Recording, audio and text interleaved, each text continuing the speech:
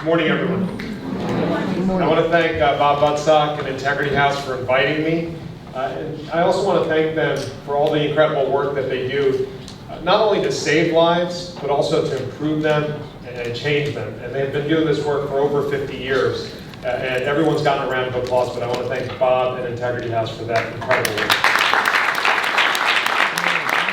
And thank you also to Dean Bouzang for those kind remarks and for hosting us yet again on another important topic here at Seton Hall Law School. As I was thinking about what remarks to share with you this morning, I was talking earlier to Bob in the back, and we were talking about how there's really been an evolution in our response to the opioid crisis. How maybe 10 years ago you wouldn't see law enforcement and providers and counselors and academics coming together. But today that's the norm, because I think all of us recognize that this crisis requires an all-hands-on-deck approach. And it is an evolution, and it was an evolution for me as well. And I thought I would talk to you just for a few moments about my evolution in my response to this particular crisis and how that's informed our state's response. And that evolution for me started when I became the Bergen County prosecutor. Prior to that, I spent the majority of my career as a federal prosecutor. And as a federal prosecutor, first in Brooklyn, then in Newark, New Jersey, our response to drug trafficking or to drug crimes was just to throw the book at folks. Those who were bringing in these drugs, it was to seize their accounts, their assets, and put them away for long sentences. So that was the lens through which I viewed addiction and this particular crisis when I became the county prosecutor. But when I came into Bergen County and had the opportunity to sit down with families and to sit down with those who are working to help those suffering from substance abuse disorders and to talk to mothers who had lost young people, it can't help but change your view on how we respond to this particular crisis. I remember speaking to one mother in particular who ended up working with us to go speak in schools about the perils of addiction and the paths to addiction and where those paths lead. She shared this story of her son, someone who had grown up in Bergen County and had gone to an elite private school, was a star athlete, went to school to play college athletics. And there were no obvious signs that he was suffering with addiction. No obvious signs until he came home after his first semester of his senior year. And it appeared that he was high. And the parents confronted the son, and he said, oh, he just had a little pill problem. And so they were pretty on top of it, and they put into place all sorts of protections. They talked to his coaches, and they talked to his roommates, and they talked to his brother who was at the same school to keep an eye on him. And he ended up having his most successful season in the sport he played that second semester. And he graduated with a degree.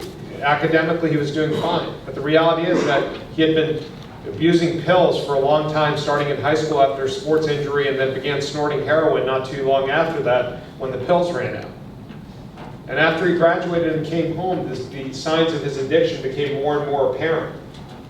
And then, as many of you can appreciate, it was in and out of 28-day programs, which I don't know where we got that number from, but it solves nothing.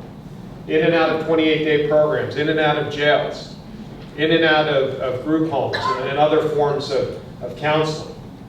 And ultimately, it did lead to some clean time.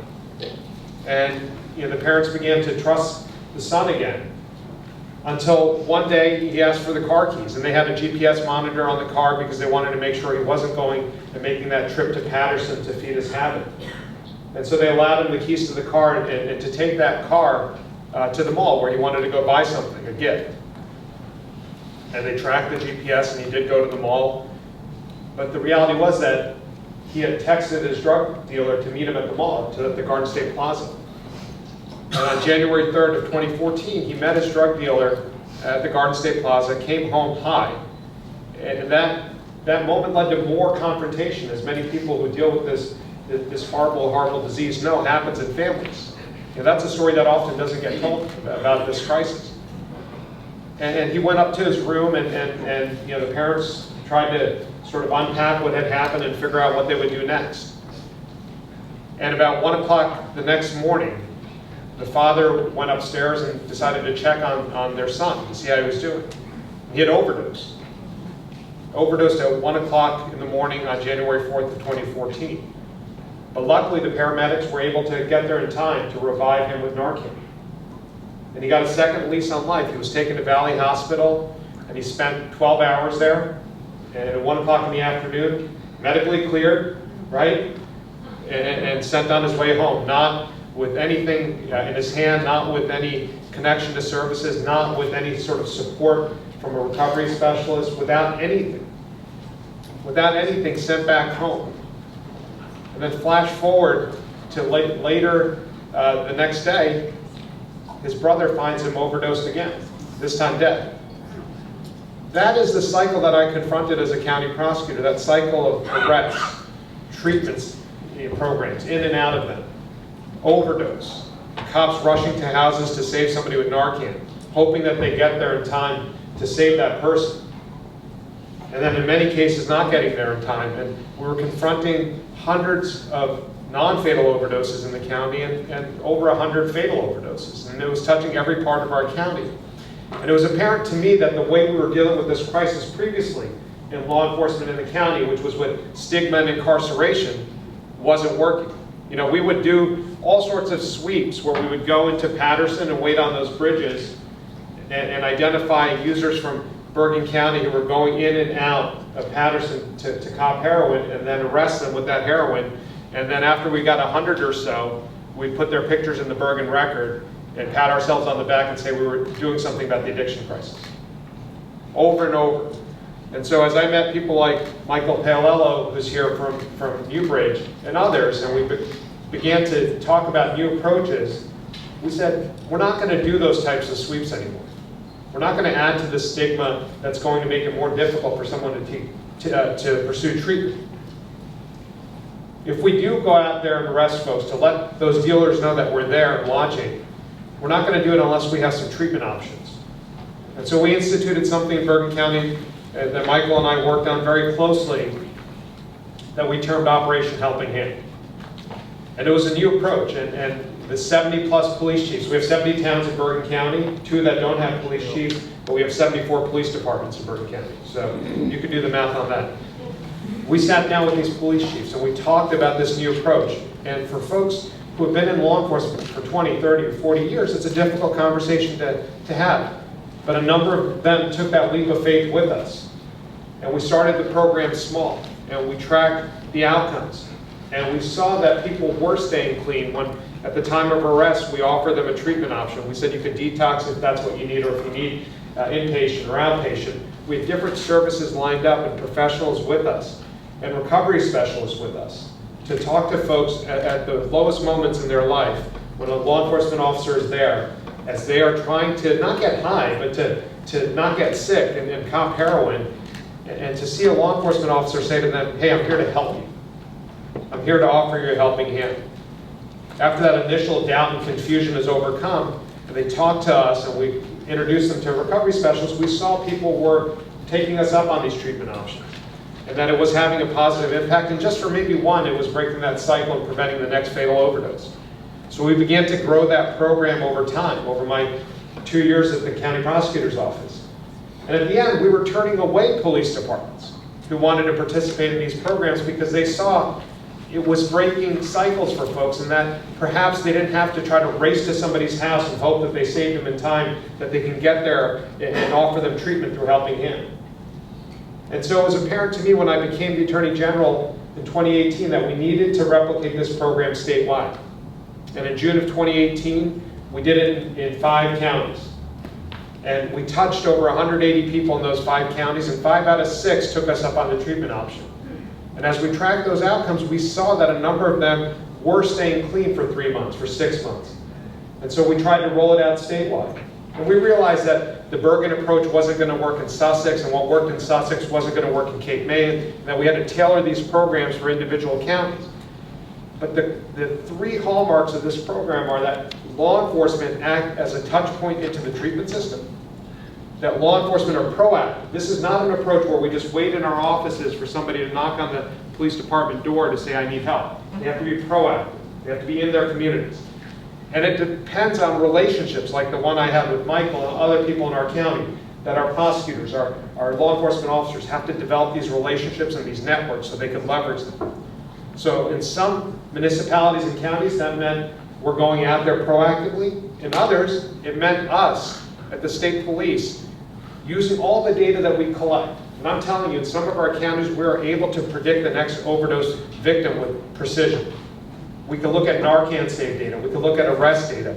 We can look at pawn shop data and generate lists of people who are most likely to overdose in a particular county. So if Gloucester doesn't have the resources that Bergen has, they could use these lists and proactively go to people's homes and knock on doors. So we expanded to about 15 of our counties at the end of 2018. And this year, I'm happy to report that we are in all 21 of our counties, bringing this approach into all of our municipalities in this state.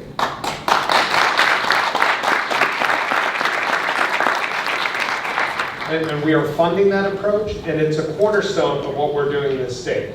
And so, let me talk to you about the other aspects of our response at a state level. It is no longer a law enforcement response.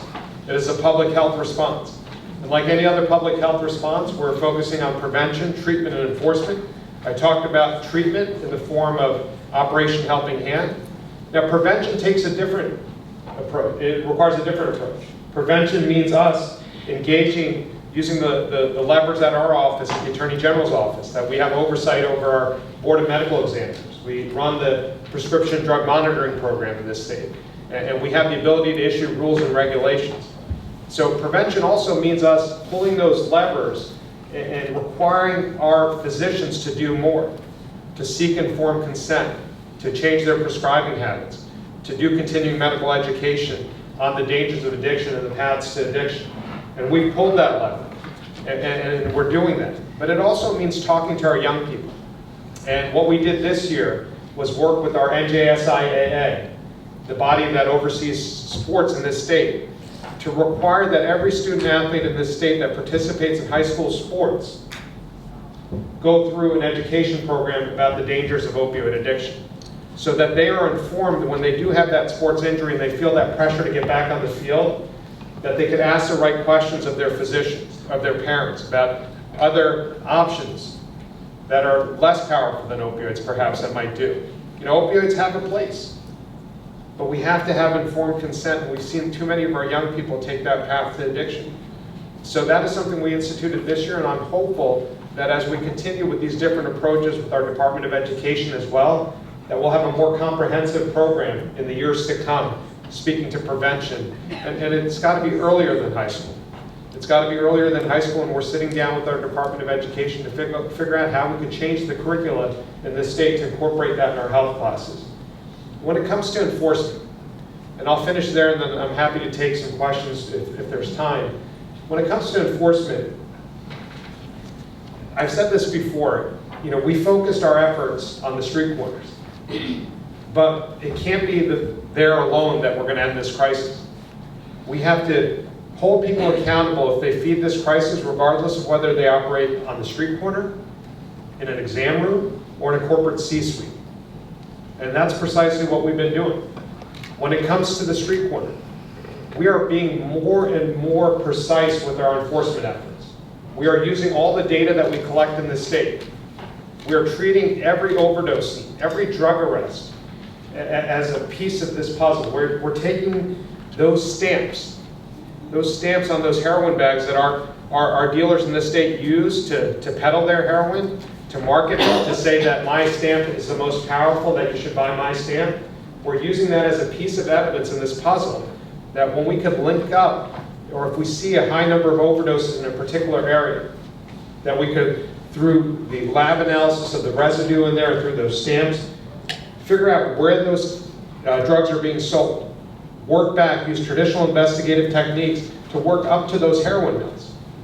To work up to those mills where drug dealers, not scientists or chemists, are mixing deadly batches of fentanyl and heroin and then pushing them out on the streets. And so using that approach, this year we've taken down 4 mills that were responsible and linked to over 135 deaths. And we've stopped and shut down those mills. Now, I am not under the misimpression that shutting down those mills is going to end the addiction crisis that we're seeing in this state, but it's a big part of it. And so we are focusing our response there on that piece of the supply chain that where we think we can be most effective as state law enforcement officers. But again, enforcement also means going to the exam room. And we're using the powers of our prescription monitoring program, the data that we look at the Division of Consumer Affairs at the AG's office, to see if there are people out there who are indiscriminately prescribing drugs in the state, including powerful opioids. And what we've seen is that there are far too many physicians in this state that have monetized their prescription patents, that are fueling this crisis by selling scripts. So we're aggressively taking their licenses away and where appropriate, pursuing criminal charges.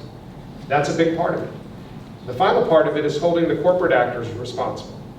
You know, I don't take any pride in suing one of our largest employers in the state, but we sued Johnson & Johnson. And it was a big step we took in this state to hold corporate actors responsible for their role in feeding this addiction crisis. And we've sued Purdue Pharma and the Sackler family. And we are seeking cases against distributors as well for their role in fueling this crisis, avoiding red flags, going out there and peddling misinformation to prescribers, and starting people on the path to addiction. You know, there's been some talk in this state that I should have accepted the settlement agreement with the Sackler family as Purdue was going into bankruptcy. And I'll start by just saying that there was no, quote, settlement out there. There were obviously lots of discussions, but yeah, I was pretty vocal about my opposition to that potential settlement. And it goes back to my days as being a federal prosecutor in Brooklyn. You know, when I went after drug dealers in Brooklyn, I went after their houses. I went after their cars. I went after their bank accounts. Why should the Sackler family be treated any differently than those drug dealers? They played an equal role in people's addiction and suffering. So unless and until there's a settlement that claws back the billions and billions of dollars that they profited or that they made off the misery of others, and unless and until there is a settlement out there that adequately funds treatment, unless and until their ill-gotten gains are fully disgorged, I'm not going to be happy with any settlement with the Sackler family or with Purdue Pharma. And I think that is the metric by which we all have to operate in this state. Because I have to be able to look that mother in the face, the one who I've spoken at schools with, whose son started on this path to addiction from a sports injury, and tell her that I did everything possible to hold these bad actors accountable and to fund treatment in this state. So that's a broad overview of some of the steps that we are taking in New Jersey to make sure that the number we saw last year of 3,100 drug overdose deaths, the majority of which were heroin and opioid related, finally starts trending downward. We've been trending up. And I'm hopeful with these efforts and with the efforts of people in this room, with the efforts of people like Bob Budstock and Integrity House, that with all of our collective efforts, that we'll see that trend start to go down when we tabulate the numbers at the end of this year. So thank you so much for having me.